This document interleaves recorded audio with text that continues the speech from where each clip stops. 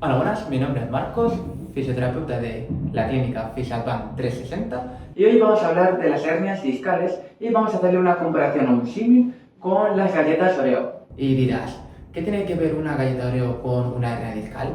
Pues tiene mucho que ver a nivel de similitudes. Cuando nosotros presionamos la galleta Oreo por la parte negra, ese líquido blanco o esa crema blanca que tiene dentro se puede desplazar hacia un lado o se puede llegar a salir de los dos lados. Pues es algo parecido que sucede a la hernia discal, aunque hay que tener claro los límites de este símil y de esta comparación que ahora mismo vamos a ver. En este vídeo vamos a explicar realmente qué es una hernia, qué diferencias se encuentran entre extrusión y protrusión, por qué con la hernia se produce sintomatología como puede ser la ciática, el hormigueo o la pérdida de fuerza, y por qué algunas veces quien padece de hernia pues no le produce ningún tipo de sintomatología. Y lo más importante y relevante, cuando en esta patología necesitaríamos hacer una revisión rápida o pasar por la clínica o por consulta. Empecemos por la estructura. Entre vértebras encontramos los discos intervertebrales, que son estructuras deformables y elásticas que nos sirven para gestionar las cargas internas a nivel vertebral, cuando estamos de pie mismamente, y para que la columna se mueva de forma correcta. Entre estos discos intervertebrales encontramos las estructuras internas, que sería una parte externa, que sería como una rosquilla, que sería una estructura fibrosa, que la conocemos o denominamos como anillo fibroso. Y la parte interna, que es un poquito más acuosa, la conocemos como núcleo pulposo. Todos estos elementos no se comportan solo como amortiguadores, sino que se comportan como una plataforma viva donde se va gestionando y adaptándose a las cargas que les damos externamente. Volviendo a la comparación o símil de antes respecto a la galleta de Oreo, la parte blanca sería la parte del núcleo pulposo, y mientras la parte negra, esas dos tapitas de la galleta de Oreo, sería el anillo fibroso. La limitación que antes había comentado sobre esta comparación son esas dos tapitas. Tenemos que saber realmente que el anillo fibroso en conjunto, en todas las direcciones, engloba el núcleo pulposo, como si fuera la llanta de un neumático. Entonces, en las hernias lo que se va produciendo es de que debido a cambios en el tejido o características individuales de la persona, o ya sea por un esfuerzo muy intenso, pues se produce esa rotura del anillo fibroso.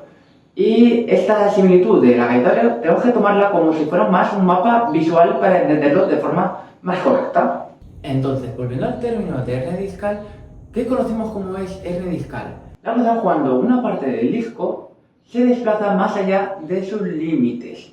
Entonces, hay muchos términos como protrusión o extrusión que comentan este tipo de límites. Hablamos de protrusión cuando dentro de esa base de continuidad se mantiene aún un poquito en el límite, mientras extrusión es de que hemos pasado más de la frontera. También tenemos un término que es el de secuestro, que es cuando un fragmento ha perdido la continuidad con el disco. Todo esto en la imagen que se suele ver en la resonancia no delimita la sintomatología del dolor, no por tener mayor rotura o mayor fragmentos de que han pasado el límite va a haber más dolor, no hay correlación entre ellos. Y aquí aparece una de las ideas más importantes del vídeo. Una hernia no tiene por qué siempre dar sintomatología. En estudios realizados con resonancia magnética sobre pacientes o personas, se ha visto comprobado que muchas de las personas que se han sometido a esta prueba diagnóstica padecían de hernias discales y no tenían sintomatología, por lo que el cuadro clínico cuando venimos a consulta siempre tenemos que correlacionar las pruebas de imagen respecto a la sintomatología del paciente, ya sea dolor, sensibilidad, pérdida de fuerza o alteraciones de la marcha. Entonces podemos encontrarnos varios escenarios. El primero es que la persona presente una hernia pero no tenga ningún tipo de sintomatología como mencionado previamente. El segundo es de que tenga un dolor más localizado a nivel cervical o lumbar, que es donde principalmente las estructuras con mayor movilidad y que mayor suelen dar sintomatología de hernia.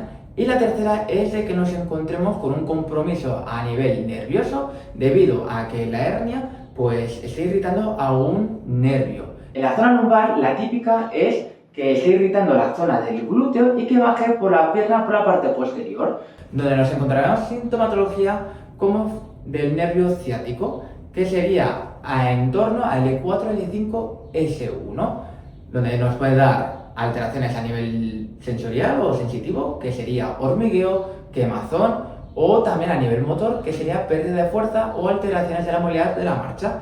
En la zona cervical también nos encontramos esa irritación nerviosa, donde puede viajar por la zona del hombro o por la zona del brazo. Parecido a la zona de los miembros inferiores o de la zona lumbar, también podemos tener pérdida de fuerza, dependiendo de la red nerviosa que esté comprimiéndose, o en muchos casos también es debido a cambios mecánicos o fisiológicos que se producen debido a la hernia discal, ya que todas estas estructuras se ven comprometidas cuando se produce esta patología.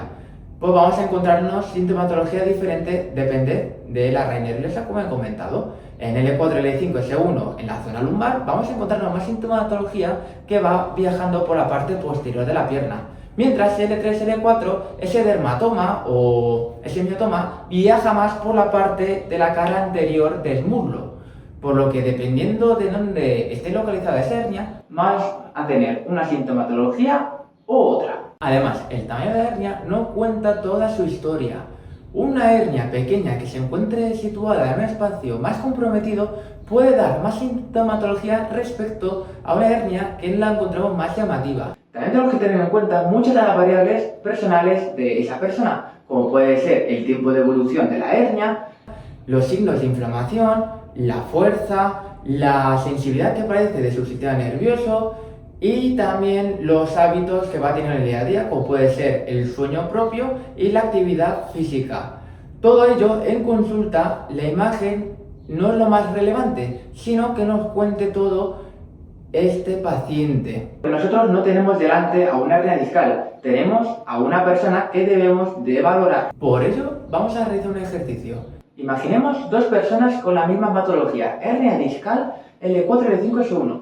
En el primer caso, nos encontramos que solo presenta dolor al estar mucho tiempo sentado, pero puede realizar su vida diaria, puede moverse y hasta puede tener un mínimo de fuerza. Mientras, el segundo caso, pues nos encontramos que no puede moverse, que no puede levantar el pie izquierdo y que tiene un dolor muy característico que le baja por toda la pierna hasta el pie. Entonces, la imagen y el diagnóstico es el mismo, es una hernia discal, pero la sintomatología de los pacientes difiere mucho respecto a ese diagnóstico. Por ello, en consulta tenemos que tener en cuenta todo este recorrido y sintomatología del paciente para ver qué estado funcional estamos. Otra idea importante es de que una hernia no tiene por qué ser un caso crónico que nunca vaya a ser reversible. Encontramos en muchos casos, en casos de extrusiones o de secuestros, donde a lo largo del tiempo la sintomatología mejora y en casos de hernias como que hasta se reduce el tamaño de ellas. Eso por el proceso fisiológico que el cuerpo realiza, donde poco a poco las hernias se van resolviendo respecto a esa rotura previa que hemos tenido. Ejercicio y muchas más terapias ayudan mucho a controlar esa sintomatología, donde una hernia muchas veces puede que encontremos a nivel de imagen que no haya habido ningún cambio estructural, pero que la persona refiera mejor a sintomatología y que vuelva a poder realizar una vida normal como antes.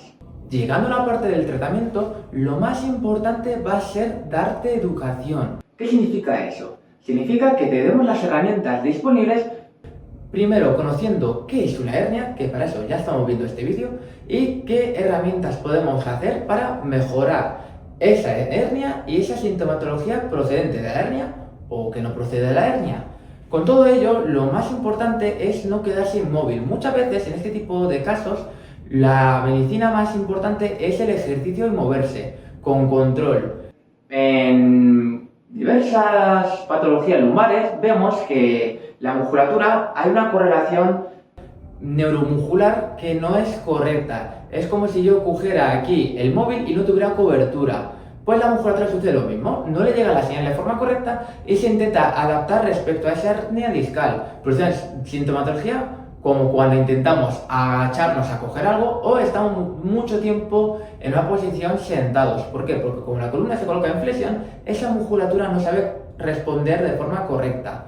Por ello, lo más importante es, primero, educación y segundo, el tratamiento respecto a muchas herramientas que tenemos, como pueden ser herramientas para reducir el dolor, ya sea terapia manual o mediante el uso de maquinaria, y el ejercicio a modo de trabajar en la causa y no en el síntoma, para mejorar esa estabilidad lumbar y que esa hernia poco a poco vaya cediendo y nunca se sabe, se vaya resolviendo durante el tiempo. Entonces, en casos muy graves no tenemos que demonizar la cirugía. Hay casos donde hay que valorarlo de forma insistente si producimos una inestabilidad o una incapacidad funcional durante el día a día que la persona no puede llegar a vivir y le baja mucho la calidad de vida, por lo que la cirugía puede que sea la última herramienta a escoger, pero tampoco la tenemos que desechar al vacío. Con todo esto viene la pregunta: ¿cuándo necesitamos una valoración urgente? Yo voy a mencionar la sintomatología más frecuente que suele haber y que tendremos que tenerlo en cuenta para venir a la clínica y tener una sesión de valoración y posteriormente de tratamiento. La sintomatología es muy diferente. Tendremos que venir cuando nos encontramos una sintomatología neurológica inmediata o progresiva, ya sea pérdida de fuerza, alteración de sensibilidad que puede llegar a ser hormigueo o quemazón, a nivel motor, que perdamos la fuerza para activar una musculatura, que no podamos controlar bien subir el pie, o hasta en muchos casos perder la fuerza del suelo pélvico, encontrando síntomas de incontinencia, tanto urinaria como fecal. Además, tenemos que tener en cuenta que si hemos tenido un traumatismo recientemente muy fuerte y que nos está dando mucha sintomatología que no cede y que no se reduce durante tiempo, también sería recomendable una valoración urgente. Con todos estos datos, luego ya la persona tiene que tener la capacidad de decisión a qué profesional sanitario escoger, ya sea médico, trauma o fisioterapeuta. Todos estamos aquí para mejorar ese ambiente clínico o esa sintomatología que presenta el paciente. Así que con toda la información que te he proporcionado, quiero que te quedes con 3 ideas.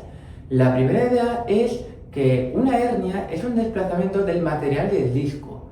La segunda es que la propia hernia no puede darnos la explicación definitiva de la sintomatología. Tenemos que tener en cuenta muchos factores también externos.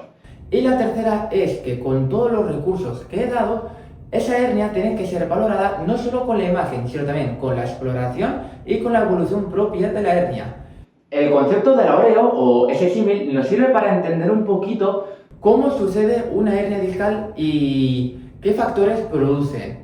Entonces, si tú tienes ahora mismo una resonancia o todo de lo que hemos hablado concuerda con lo que te está sucediendo, ya sea como palabras como extrusión, protusión o hasta estenosis, déjanos en los comentarios y lo resolveremos en próximos vídeos.